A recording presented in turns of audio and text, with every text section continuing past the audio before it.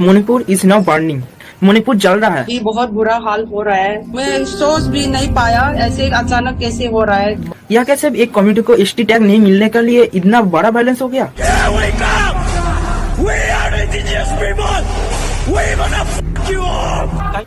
Independence के बाद भी बहुत सारे वायलेंस हुआ था, लेकिन शायद से यही सबसे बड़ा वायलेंस है। लेकिन ऐसा क्यों? क्या है इसका असली सच? Seems to encounter the mobs.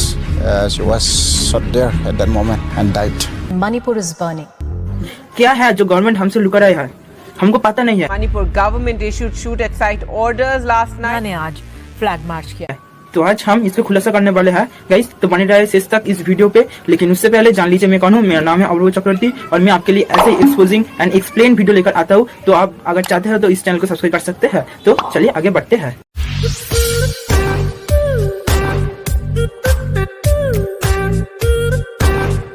तो गाइस कहानी शुरू होती है यहाँ से, मतलब मई 2023 से।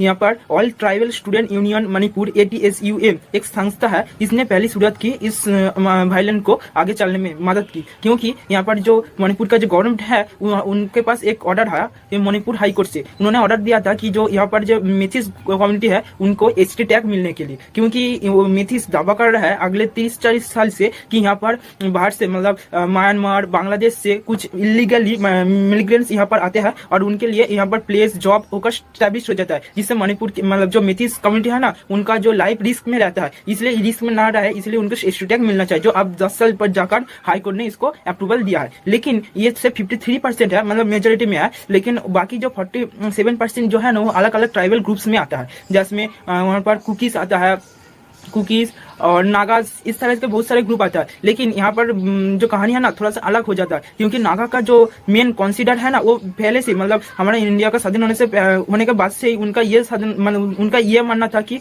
वो लोग अलग होना चाहते हैं, मतलब वो एक सेपरेट कंट्री बनना चाहता है जो नागास कंट्री से नाम का होना चाहिए। इसलिए उन्होंने बहुत सारे ऑर्गेनाइजेशन और मिलिट्री भी मान रखा है, NSAM, NIM, ऐसे बहुत सारे उन्होंने संस्था भी बना चुका है। लेकिन क्या है ना यहाँ पर जो उन्होंने पहले 1962 में यहाँ पर जो वायलेंट है ना वो पहले शुरुआत किया था, क्योंकि उनको एक सेपरेट कंट्री चाहिए था। और उसके बाद 1990 में भी उन्होंने इसको कंटिन्यू किया और उन्होंने प्राय 900 तक को मतलब घर को छाड़ा दिया, मतलब डिस्प्लेस्ड हो गया इतना लोग जो कुकीज में रहते हैं। और वहां पर प्राय 1000 से ज्यादा भी किल हुआ, मनुष्य का जो मर गया है, मर्डर हुआ था। और उसके बाद बहुत सारे गाँव तकरीबन 350 गाँव को जला दिया गया। लेकिन इससे थोड़ा सा सीख लेकर कुकीज ने भी मतलब उनको अपने को बचाने के लिए भी उन्होंने एक बहुत बड़ा मतलब मिलिट्री ऑर्गेनाइजेशन किया, जिसको tribal military organization, Kukis military organization, Kukis international tribal organization, इस तरह से बहुत सारे मिलिट्री ऑर्गेनाइजेशन भी किया ताकि वो उनका जो लाइफ है ना वो रिस्क में ना जाए। लेकिन क्या है ना इसके बाद भी अब जो मई 2023 में जो वायलेंट हुआ ना, सिर्फ ST टैग लगने के लिए जो शुरुआत हुआ था ऐसे कॉलेज ने किया था। लेकिन इनको ही फायदा लेकर नागा और कुकीज मतलब नागा ने अपना जो अटैक है ना उनको फिर से चालू कर दिया। जो उनका भी जो मिलिट्री मतलब बनाकर रखा है ना उन्होंने इसका बहुत अच्छे से फायदा उठाया। और इंडियन सरकार गवर्नमेंट ने क्या किया था, जो 10 मई 2023 को एक पब्लिक मतलब एक रिपोर्ट पब्लिश किया था, जहाँ पर जो SAO ग्रुप ऑर्गेनाइजेशन जो पहले था जो सब ग्रुप के लिए पीसफुल था, लेकिन उनके लिए कुछ ग्रुप को यहाँ से बाहर निकलेगा, जिसमें से सबसे ज्यादा जिनको क्षति हुआ ना उनमें से था नागास ग्रुप। क्योंकि नागा जो होता नागा का जो मिलिट्री का जो मेन कॉन्सिडर ही था कि इलीगली म्यांमार से कुछ लड़कों को यहाँ पर भेजना और यहाँ पर उनका ड्रग या अफीम इन जैसे चार्ज को बढ़ाना और उनके इनकम सोर्स को वैल्यूएबल बनाना। लेकिन ये इंडियन सरकार को पता चल गया और उनको यहाँ इन ग्रुप से बाहर निकल दिया, जिससे कारण वो भी बहुत सारे वायलेंट हो गया। और इस जो मतलब जो मणिपुर प्रोटेस्ट चल रहा यहाँ पर घुसकर वो भी और वायलेंट आंख फैलाने का बहुत बड़ा काम यहाँ कोशिश किया। इस तरह से मणिपुर जो वायलेंस है ना इस तरह से आज बहुत बड़ा एक प्रॉब्लम बन चुका है। लेकिन यहाँ पर बहुत सारे और भी रीजन हो सकते हैं जो मुझे लगता है, जैसे पॉलिटिकल पावर। क्योंकि वहाँ पर जो 90% है ना जो मैंने